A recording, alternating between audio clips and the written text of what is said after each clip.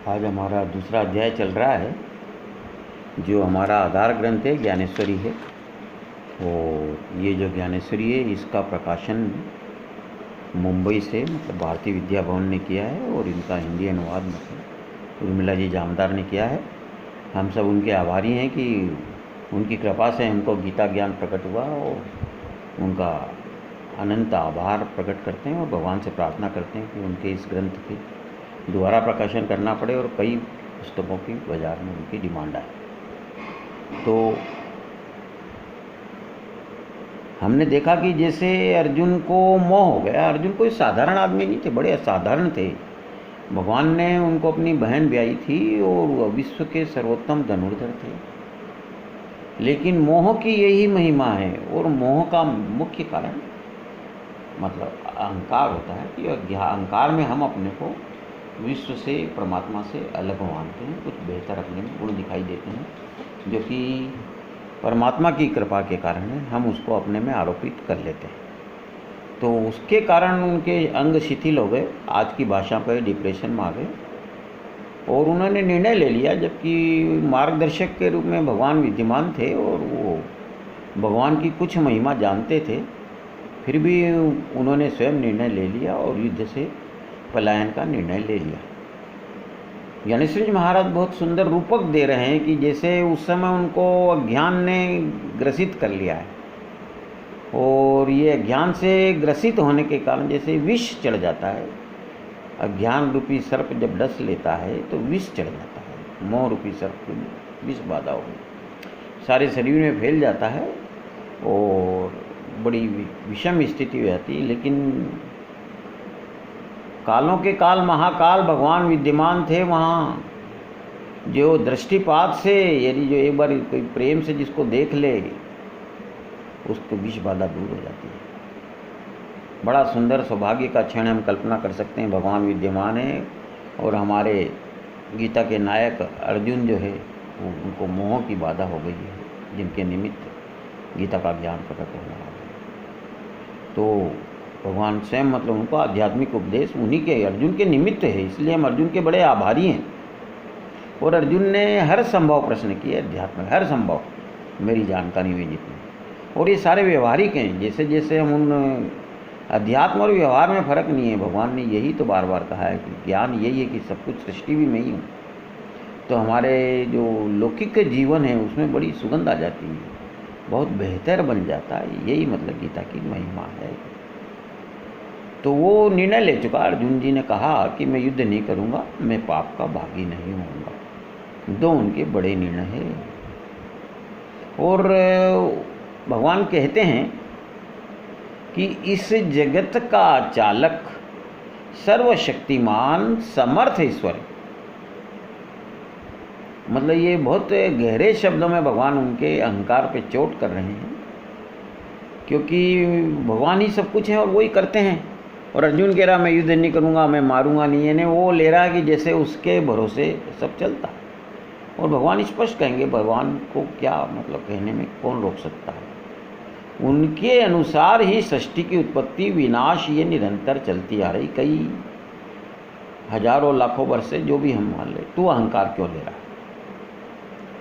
और उन्होंने बिल्कुल स्पष्ट पहली लाइन में कह दिया कि तू भ्रमवश, भ्रांतिवश अपने को देह और इंद्रिया मान रहा है। बस यही रहस्य पूरी गीता का कि आप अपने को आत्मा मानो। भगवान आपको आत्मा परमात्मा तत्व बना देते हैं, उसका ज्ञान कराते, बना क्या देते हैं ही आप, उसका भान करा देते हैं, आपकी सोई स्मृति जगा देते हैं। ये गीता की फलश्रुति है। गीता सुनने के बाद अर्जुन बोला कि नष्टो मोह स्मृतिर लब्धा करिष्ये वचनम तव। तो अपनों को स्मृति हो जाती है कि हम आत्मा तत्व हैं, परमात्मा तत्व हैं, शरीर या इंद्रिया तत्व नहीं। यही है। तो ये तू अहंकार क्यों ले रहा है, जब तू नहीं भी था, जब भी सृष्टि चल रही थी, और तू है तो भी कई जगह जगत में ऐसे काम हो रहे हैं जो तेरे भरोसे नहीं है भाई। आपके भरोसे थोड़ी दुनिया चल रही भाई। तो आप अपने इंद्रियों और देह पर दृष्टि रखकर खड़े हैं, इसलिए आपको जन्म मृत्यु दिखाई दे रही है, क्योंकि मृत्यु और जन्म शरीर की होती है। और जो देह के परे यानी जिसको आत्मज्ञान हो गया उसको आत्मा दिखाई देती है। यही बस भेद है हमारे, मतलब खाली ज्ञान होना मतलब हम अपने को आत्मा तत्व मानने लग जाते हैं। और ये निश्चित है, भगवान बता रहे हैं कि देह की उपाधि और ये चैतन्य आत्मा, इनके मिलने से ये शरीर बना है टोटल जिसको, और इनको अलग अलग सोचना करना कष्ट साध्य। परंतु सत असत विवेक, निर्मल बुद्धि, ईश्वर से जुड़ी बुद्धि, पवित्र बुद्धि, ज्ञानवती बुद्धि इसका निर्णय कर सकती है। और संत मिल जाए तो बड़ी कृपा, वो आपकी उपाधि शरीर को मानना ये उपाधि है। तो आप शाश्वत सर्वव्यापी जन्म मरण रहित चैतन्य आत्मा तत्व, ये बोध वो करा देते हैं। और यही गीता कराएगी जैसे जैसे हम आगे बढ़ेंगे। अभी दूसरे अध्याय का सारांश चल रहा है। तो भगवान स्पष्ट कहते हैं कि आत्मा का घात, उस अनंत शक्ति का, अंतर्यामी का घात यानी मृत्यु असंभव है। और कोई भी शस्त्र से शरीर का नाश होता है और वो अटल है। हमारा सबका अनुभव है कि कम से कम हमारे परदादे तो अब जीवित नहीं हैं, मतलब हमारे देखते देखते सब जा रहे हैं। मृत्यु शरीर की निश्चित है। और उसकी बड़ी सुंदर रूपक उपमा दी भगवान ने कि जैसे कपड़ा जीर्ण हो जाता है, मान लो हमको समझ में नहीं आता, फट जाता है या उसका डिजाइन बदल जाता है, तो मानव नए वस्त्र धारण करता है। तो देह का थोड़ी कुछ उसमें नुकसान होता है। इसी तरह से इन्होंने आत्मा का वस्त्र माना है भगवान ने देह को। तो नई देह मिलती रहती है, कई योनियों में कितनी देह आज तक हम प्राप्त होते, देह उत्पत्ति होती है, देह नष्ट भी होती है। आकाश में बादल आते हैं जाते हैं, ये सृष्टि का क्रम है, भगवान ने बनाया है। और इसका सही कोई ज्ञान किसी को भी नहीं है, न विज्ञान को है, न किसी भी बड़े से बड़े आचार्य संत को संभव है। क्योंकि भगवान जितना उनको आवश्यक होता है उतना ही जनाते हैं, ऐसा मेरा विचार है। तो ये दृष्टि माया से दिखाई दे रही है और माया आत्मा अमर है। यदि इस दृष्टि से सोचें तो मरना तो कोई क्रिया है, वो स्वाभाविक है, सहज है, अटल है। और ये युद्ध जो है इस समय अपना स्वधर्म है, सकर्तव्य है, इसका पालन हर हालत में किया जाना चाहिए। युद्ध का प्रसंग के कारण हम सोच सकते हैं कि ये हत्या हो रही है या गलत है। यहाँ भगवान का कहना है कि जो भी आपके सामने निमित्त नैमित्तिक कर्म के रूप में कर्तव्य आता है, वो जीवन में युद्ध है। उस जीवन का में उस युद्ध का निर्वहन, उस कर्म का निर्वहन हर हालत में करना चाहिए। यहाँ अर्जुन को भ्रम हो रहा था, तो पहले ही गीता ज्ञान मार्ग से शुरू होती है, क्योंकि आत्मा और देह का ज्ञान प्रकट करते हैं भगवान। उसका जो पीड़ा है, जो विषाद का कारण है, उसको दूर करने की कोशिश करें। तो ये अविनाशी आत्मा है और देह ये बार बार जन्म होता है, नष्ट होता है, ये निश्चित है। तो उसी का विचार इस गीता में किया गया है। और युद्ध, जो योद्धा है, क्षत्रिय है, उसका मैदान में खड़ा होकर युद्ध जब आ चुका, अटल है, शंखनाद हो चुके हैं, दोनों सेनाएं सज्ज हैं, तो वो अब निश्चित है, तो वो कर्तव्य है, उसको युद्ध मत मानो। तो उस कर्तव्य का पालन हर स्थिति में करना चाहिए, हर समय है। जैसे मान लो कि गाय का दूध बहुत अच्छा हो तो नए बुखार में वो बाधा है, मारक है। इसी तरह जो ये आपके करुणा है, अकारण है, अप्रासंगिक है। युद्ध के मैदान में, इस कर्तव्य के मैदान में इस समय गलत है। और फिर भगवान समझा रहे हैं कि जैसे हम भी देखते, सैनिक बन जाता है, पूरा जीवन निकल जाता है, उसको युद्ध का प्रसंग आता नहीं, तो वो अपनी योग्यता सिद्धि नहीं कर पाता, उसको कोई मेडल नहीं मिलते, रिटायर हो जाता है। तो ये तो हम न चाहते हुए भी युद्ध हमारे ऊपर थोपा गया है। भगवान कह रहे युद्ध का प्रसंग आया है, तो भाग्यशाली है जो क्षत्रिय, जिनको योद्धा या सैनिक, जिनको ऐसा भाग्य मिला है। और इसके समय जो तुझे अपने कर्तव्य का पालन कर रहा है, उससे विमुख होकर तू अपनी कीर्ति का नाश कर रहा है। यानी कर्तव्य से पलायन, गीता कह रही है, वो कि अपकीर्ति का कारण बनता है। गृहस्थी अपने नी ली, शादी की तो अलग बातें कर ली, तो गृहस्थों अपने बच्चों को बड़ा करना, परिवार का लालन पालन करना, बच्चों को इस योग्य बनाना कि समाज में उनको प्रतिष्ठित कहा जा सके, ये माँ बाप का, पिता का कर्तव्य है। इसी तरह युद्ध भी अनिवार्य कर्तव्य है इस समय। तो तू अपनी कीर्ति खत्म कर देगा। देखो जो भी बड़े आदमी होते हैं वो कीर्ति के लिए जीते हैं। कीर्ति मतलब जीवन से भी बढ़कर होती है। और आपके मन में दया हो सकती है, आप सोच रहे हो कि मैं दयावश छोड़ रहा हूँ, विरोधी है, विपक्षी जो है, शत्रु जो है, वो अपने दृष्टिकोण से मूल्यांकन करेगा। अपना विचार है उसका ये होगा कि डर के मारे अर्जुन भाग गए, बदनामी। और ये शस्त्र संन्यास है, भगवान बिल्कुल इशारा साफ कर रहे हैं, मन में तेरे संन्यास नहीं है, मन में आपके संन्यास नहीं है। भगवान बहुत अच्छी तरह जानते हैं कि अर्जुन गृहस्थी में है और ये कर्मयोग का पात्र है, आगे इसका विवेचन होगा, इसी अध्याय में भी हुआ थोड़ा। तो वो संन्यास लेने का पात्र नहीं, ज्ञान मार्ग का पात्र नहीं। तो ये शस्त्र संन्यास है, दिखाऊ संन्यास होगा खाली, प्रसंग के अनुसार, मतलब जैसे मसानिया वैराग्य होता है, इस तरह से भगवान उसका कह रहे हैं। और इससे तेरी अपकीर्ति होगी आपकी, और भगवान कह रहे हैं तो इसी भाषा में बोले कि तू अधर्म का भागी बनेगा। और युद्ध करेगा तो हित हित है, दोनों हाथ में लड्डू है। यदि जीत गए तो राज्य मिलेगा, जिस राज्य के लिए आपको वन मन भटकना पड़ा, बड़े दुख पाने पड़े, और आपका अधिकार है वो आपको मिल जाएगा। और युद्ध में मृत्यु ही तो, धर्म युद्ध में मरते हुए जो कोई मरता था उसको निश्चित स्वर्ग मिलेगा। भगवान आश्वासन दे रहे हैं। ऐसा बहुत कम काम होते हैं जिसमें दोनों हाथ में लड्डू, नहीं जीते भी तो अपन अच्छा है, हारे तो भी अच्छा है। तो जय हो या पराजय, दोनों में आपका फायदा है, अर्जुन को भगवान समझा रहे हैं। तो समत्व बुद्धि रख, मतलब युद्ध का परिणाम कुछ भी हो, जीवन में जो भी प्रसंग आए, भगवान का मानकर उस प्रसंग को, उसके प्रति मतलब कर्तव्य पालन के दृष्टिकोण होना चाहिए। ये समता बुद्धि है।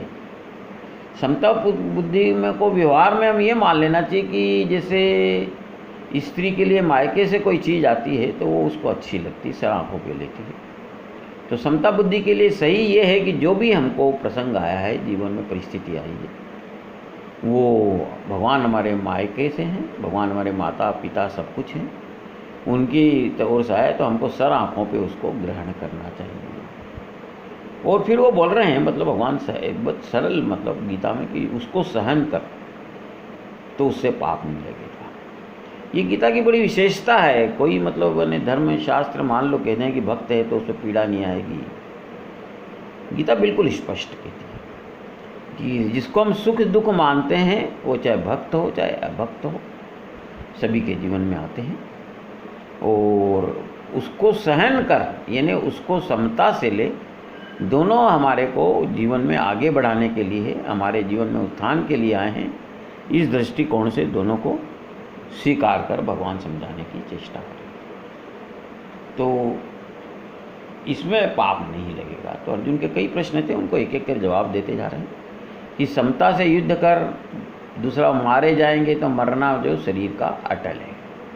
और अहंकार मतलब पहले ही बताया कि आपके भरोसे सृष्टि नहीं चल रही, ईश्वर है, वही सब नचा रहा है, वही कर रहा है। और पाप लगेगा, इसका भी जवाब दे दिया कि समता से युद्ध का कोई भी परिणाम हो, कुछ भी हो, उसको दोनों को स्वीकार कर, सहजता से सही मानकर स्वीकार कर, तो आपको पाप नहीं लगेगा। इसके बाद भगवान ने इसी में, ये समता जो है ये बुद्धि योग है, इसी अध्याय में भगवान ने कर्मयोग बताया, जो साधारणतः बहुमत के लिए, ये समझ लो 99% से भी ज़्यादा लोगों के लिए वही सही मार्ग है, कर्मयोग। उसका भी इसी दूसरे अध्याय में भगवान ने बताया है, शायद 47वें श्लोक में, कि वो एक कर्मयोग है, निष्काम कर्मयोग, कि कर्म करना है, वो भगवान की तरफ से आपको आया है, उसको हर हालत में करना है। जो कर्म आपके सामने है वो आपका रक्षक है, वो आपको हर संकट से मुक्ति दिलाएगा, आपको पाप नहीं लगेंगे, आपके कल्याणकारी होगा इस जीवन में भी और अगले जीवन में भी, आपकी योनि को सुधारेगा, आपका उत्थान होगा। उसको उन्होंने निष्काम कर्म योग किया है कि कर्म करना है भगवान का मानकर, समाज के हित के लिए, और अहंकार नहीं लेना और उसका फल नहीं चाहना, ये निष्काम कर्म योग है। ये दृष्टिकोण हम नहीं रखते हैं, इसलिए हम कई बार भ्रमित हो जाते हैं और गलत सोच लेते हैं, गलत निर्णय ले लेते हैं। तो भगवान ने दोनों उपाय इसमें बता दिए कि समता से ले जो परिस्थिति आ रहे भाई, उनको अपना भगवान का प्रसाद मान के ग्रहण कर, और वो उस पर हमारा जोर भी नहीं होता है। सर्दी गर्मी है, मान अपमान लाभ हानि, सबको भगवान को भी सहन करना पड़ा था। रावण ने राम जी को भी यही कहा था कि वो अयोग्य है, इसलिए उनके पिताजी ने उनको वनवास दे दिया। तो दुश्मन अपने हिसाब से कहेंगे, दुनिया में सब सुनना पड़ता है। भगवान ने कोई झूठा आश्वासन नहीं दिया कि मेरी भक्ति कर लिया, मेरे शरण आ गया तो उसको सुख दुख नहीं लगेंगे, पर उसको सहन करने को आपको वो तरीका बता दिया है। वो सहन करेंगे तो उसको समता योग कहा है।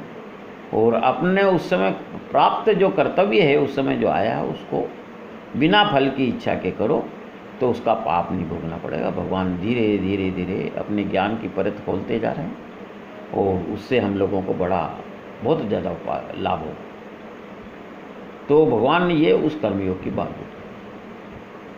तो जो एकमात्र भगवान को सब कुछ मानता है, जिसको भगवान का ही आधार है, उसको अनासक्त बुद्धि से, यानी बिना मोह में फंसे हुए, न तो कर्म से न कर्म फल से, जो कर्म ने सामने आया है उसको स्वधर्म मानना चाहिए, स्वकर्तव्य मानना चाहिए। गीता की बड़ी महिमा है, उसमें स्वधर्म को और स्वकर्म में भेद नहीं है। जो आपका कर्म है वही आपका धर्म है और इसलिए उसका पालन आप निष्काम बुद्धि से करते हैं तो 24 घंटे आप भगवान का मतलब यानी धार्मिक कार्य हो रहा है, ये मान लीजिए कि आप धर्म का आचरण कर रहे हैं, पूजा हो रही है। अखंड पूजा का रहस्य गीता माता में बताया गया है। तो आपके वेदों के अनुसार मतलब शास्त्रों में विवेचन है, और यदि ये अनासक्त बुद्धि से आप अपने स्वधर्म का स्वकर्तव्य का पालन करते हैं तो संसार का प्रपंच में यानी रहते हुए भी आपको उसकी बाधा नहीं होती। और जो खाली ईश्वर को भूलकर दुर्बुद्धि करते हैं, मतलब जो अपना सकाम उपासना करते हैं, अपने स्वार्थ की सोचते हैं, भगवान सलाह दे रहे कि उनसे दूर रहना चाहिए, उनका संग छोड़ देना चाहिए। और इसमें वेदों में अधिकार के अनुसार कई तरह के उपाय बताए गए हैं, जैसे मोटा मोटा है अपने ज्ञान मार्ग, उपासना मार्ग और कर्म मार्ग, वही गीता में बताए गए हैं। तो बोले कि बुद्धि से कर्म करना ही योग का सार है। कौन सी बुद्धि? जो ईश्वर से जुड़ी है, जो निष्काम कर्म कराना आपसे चाहती है। वेदों में भी वही मार्ग बताया गया है। तो ईश्वर से बुद्धि समर्पित कर देंगे तो उसका फल आप चाहेंगे नहीं। ईश्वर को समर्पण होने का मतलब आप फल नहीं चाहते हैं।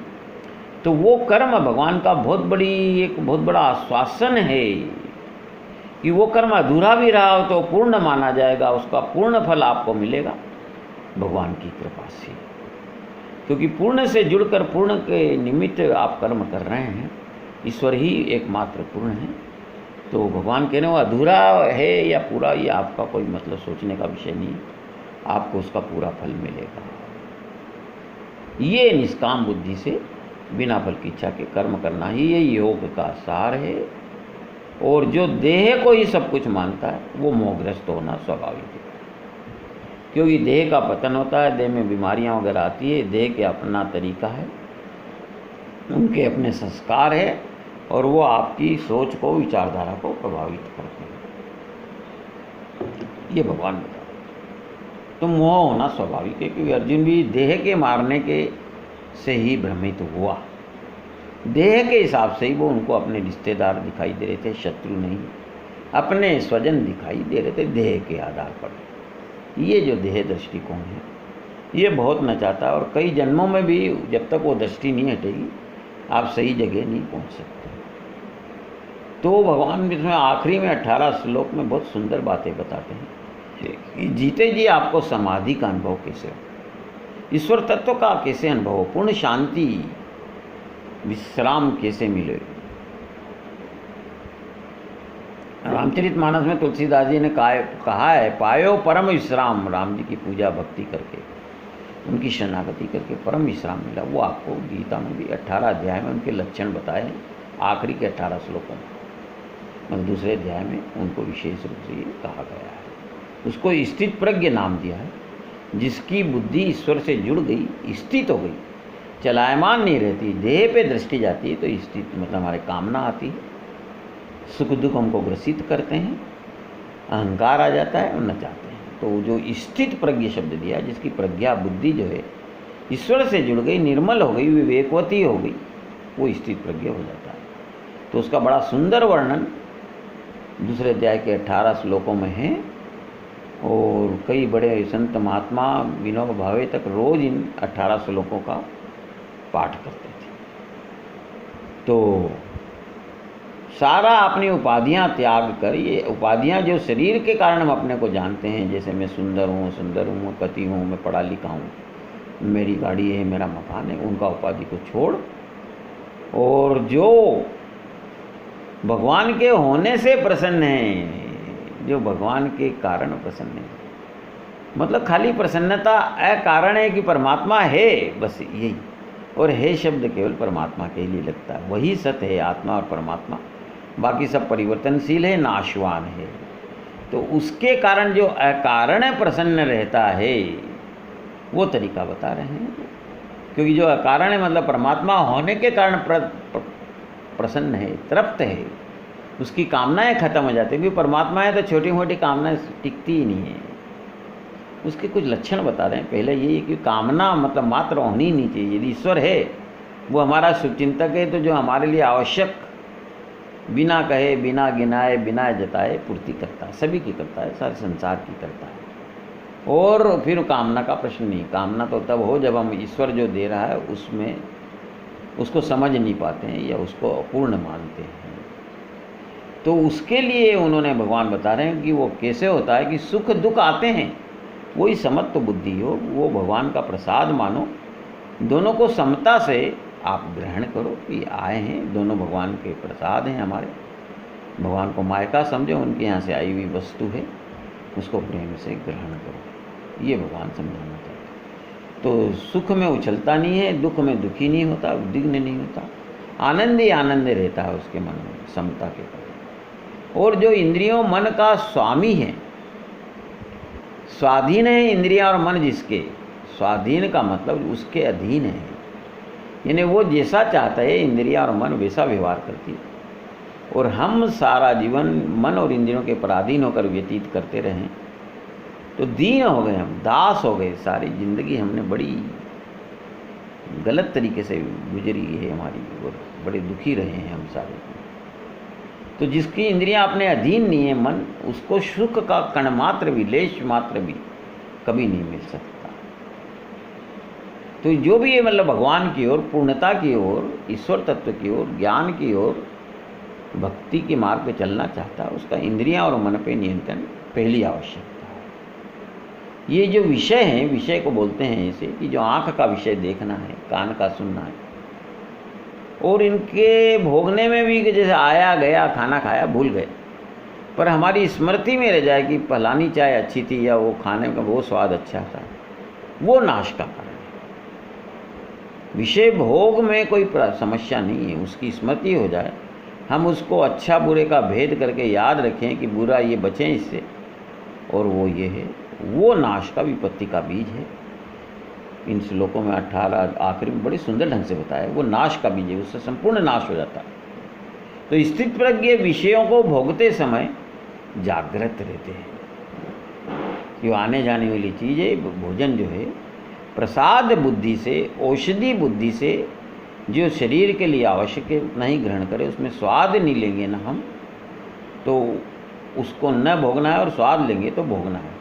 और भोगना है यदि बिल्कुल स्वाद न लेते हुए, तो उसकी हमको स्मृति नहीं होगी कि वो खाना विशेष अच्छा था, वो मतलब दृश्य अच्छा था, नहीं तो हम उसकी स्मृति करते रहते हैं। स्मृति करने से जो भोग किए गए हैं उनका कहाँ पतन होता है, बड़ी सुंदर श्रृंखला के रूप में भगवान आगे वर्णन करेंगे।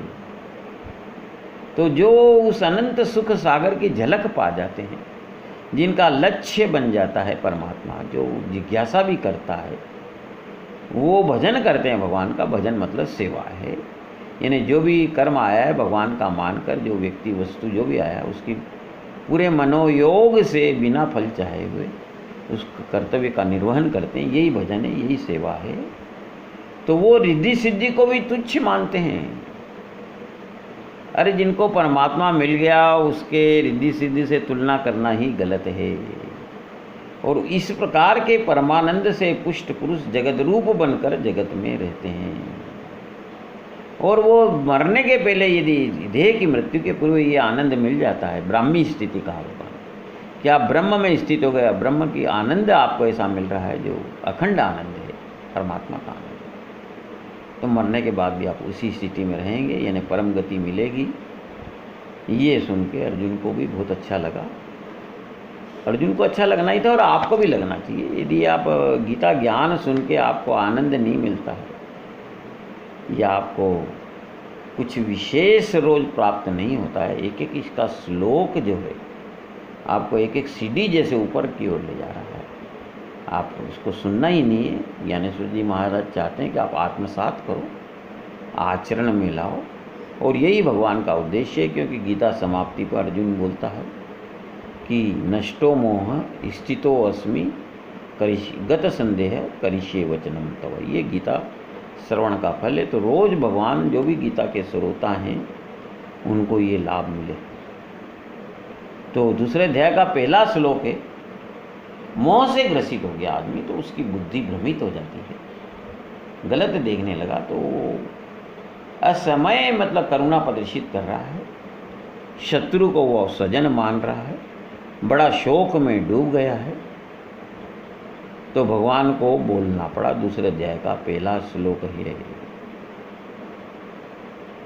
कि जैसे राजहंस कीचड़ में फंस गया और उसके पंख फंस गए तो बड़ा व्याकुल हो रहा है। तो भगवान ने बोलना शुरू किया। ये दूसरे अध्याय का पहला श्लोक है।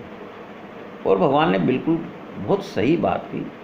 जो तटस्थ होता है ना, वो ही आपकी प्रॉब्लम का, समस्या का मूल्यांकन कर सकता है। जो समस्या में ग्रसित होता है ना, उसकी बुद्धि, ये भगवान ने बड़ा मनोज्ञान बनाया है कि वो जो गलत ढंग से सोचता है तो वो आगे जो भी चिंतन करता है वो उसी अपनी बात की पुष्टि के लिए करता रहता है। तो वो और ग्रसित होते जाता है और कीचड़ में उलझता जाता है। भगवान तटस्थ हैं और भगवान अंतर्यामी हैं। भगवान तो हमारे हजारों आगे पीछे के जन्म जानते हैं और परम सत्य उनके श्रीमुख से प्रकट होता है।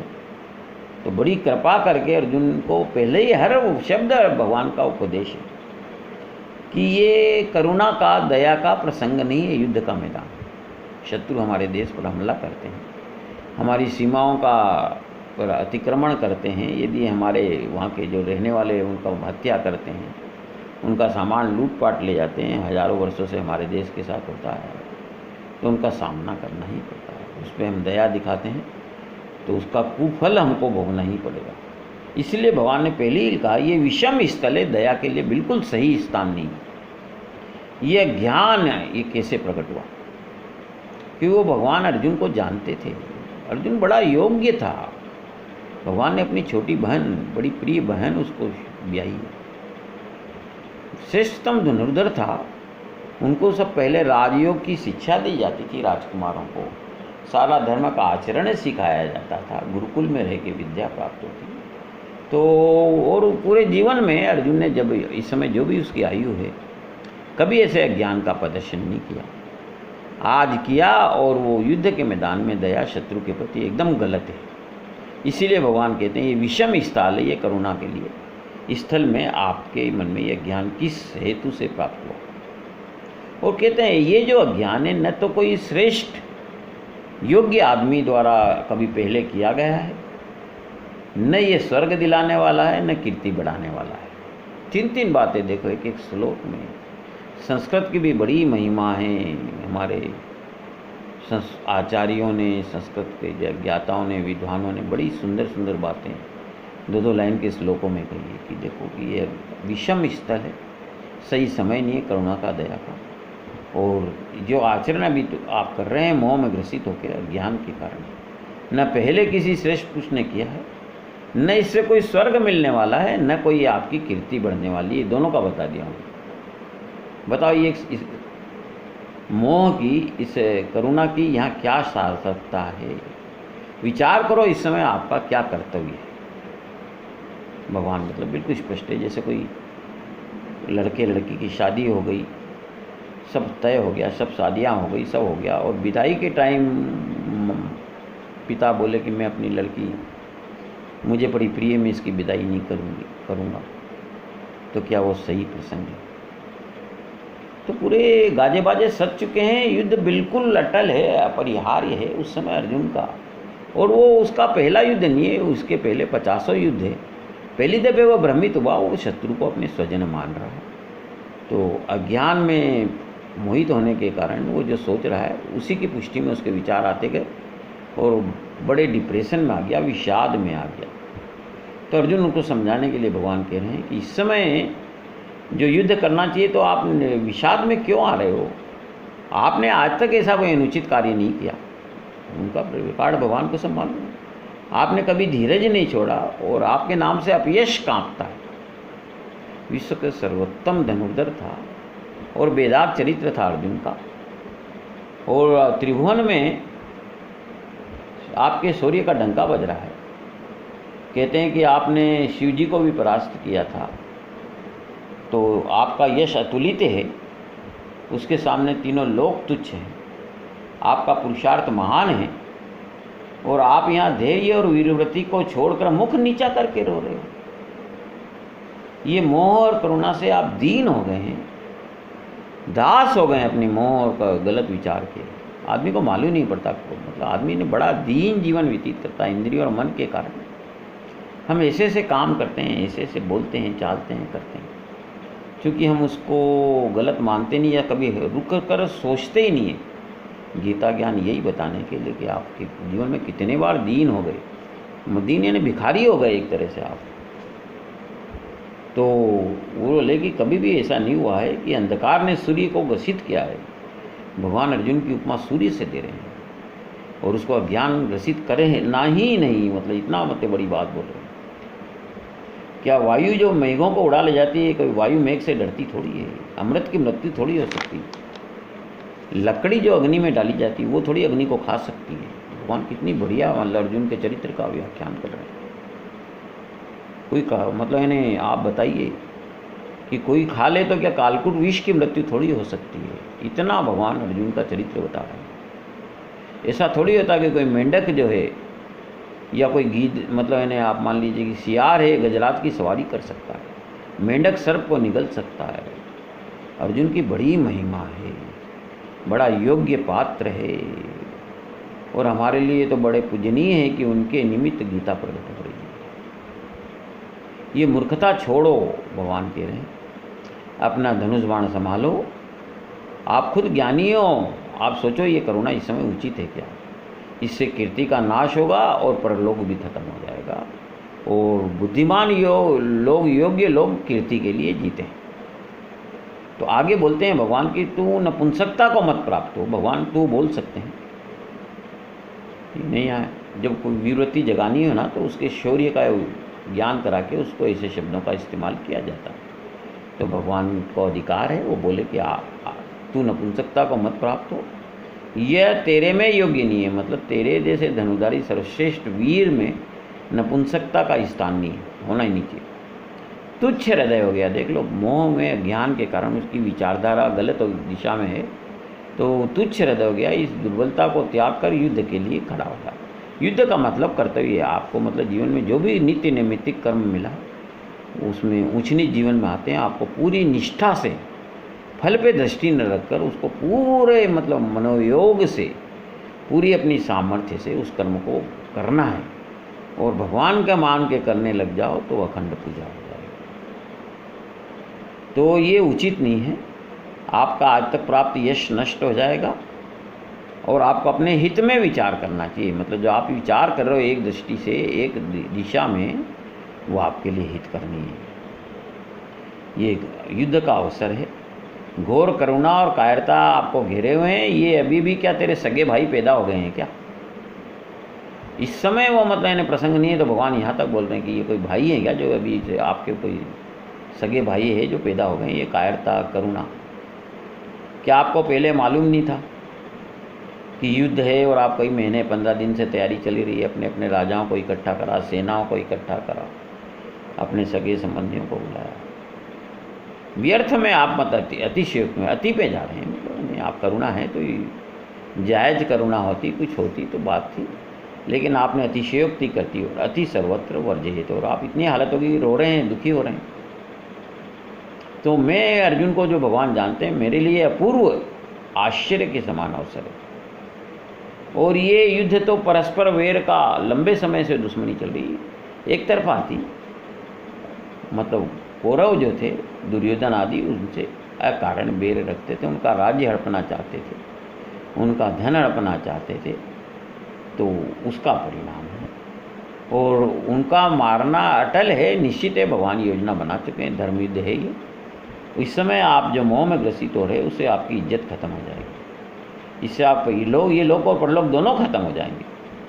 और भगवान एक अच्छी बात कह रहे हैं कि हृदय की दुर्बलता किसी की भी कभी भी कल्याण का कारण नहीं बन सकती। कोई भी कम काम करते रहे, आप मन का दुर्बल हो गया, आत्मविश्वास आपका कुंठित हो गया, तो आप अधःपतन ही होगा।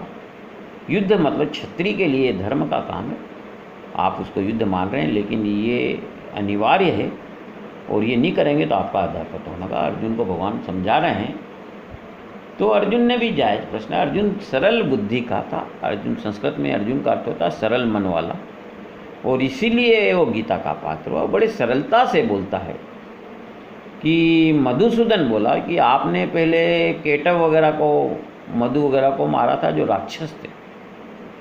मैं जिनको युद्ध में मारने जा रहा हूँ वो मेरे पितामह हैं, गुरु हैं। तो भेद है, मतलब एक एक शब्द का गीता में होता है, इसलिए मधुसूदन शब्द का है।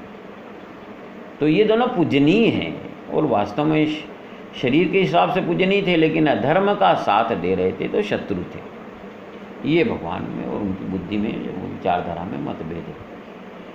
तो इनसे हम कैसे करते हैं? जो माता पिता तुल्य हैं उनका हमेशा पूजा करें, उनको नमन करते हैं, ये संत जन हैं।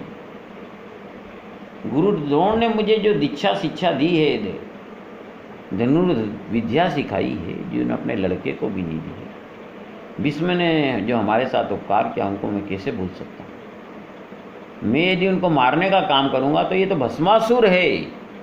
भस्मासुर जो हुए, उन्होंने, शिवजी ने ही वरदान दिया और उनको ही मारने को तैयार हो गए। तो अपने को मारना, इन्हें अपने को ही मारना अपना आत्मा का हनन है, ऐसा मैं मान रहा हूँ। और इन महाभानुभाव गुरुजनों को यदि न मार के अर्जुन निर्णय ले चुका है, तो उसी की पुष्टि में सोच रहा है कि मैं भीख मांग के खा लूँ तो क्या बुरा। वो मेरे को ज़्यादा अच्छा लग रहा है, हितकारक लग रहा है, क्योंकि मैं इनको मार के यदि राज्य भी मिलेगा तो मुझे जब भी खाना खाऊंगा या भोगूंगा तो मुझे लगेगा कि ये गुरुजनों का खून है, भीष्म पितामह का, अपनों का, स्वजनों का खून है। तो गुरु द्रोण ने मेरे को जो विद्या दी है धनुर्धर की, और भी विद्या दी है। ये बड़े उदार हैं, बड़े गंभीर हैं, अमृत तुल्य हैं, और इनके मन का स्वभाव कभी नहीं बदलता। ये समता में रहते हैं, माँ से भी बढ़कर हैं। अर्जुन अपनी भावना प्रकट कर रहे हैं।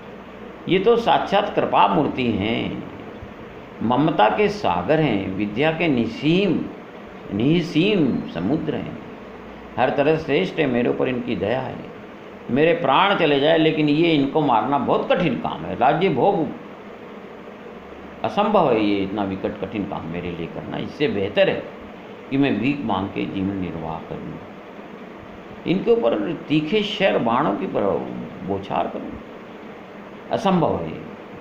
इनके रक्त से रंजित राजभोग में भोगूँ, ये बात मेरी मन में ही नहीं आती है। लेकिन भगवान प्रसन्न नहीं थे उनकी बात सुनकर। तो अगले श्लोक में कल हम देखेंगे, 6वां श्लोक, 5वां श्लोक दूसरे अध्याय का समाप्त हो गया।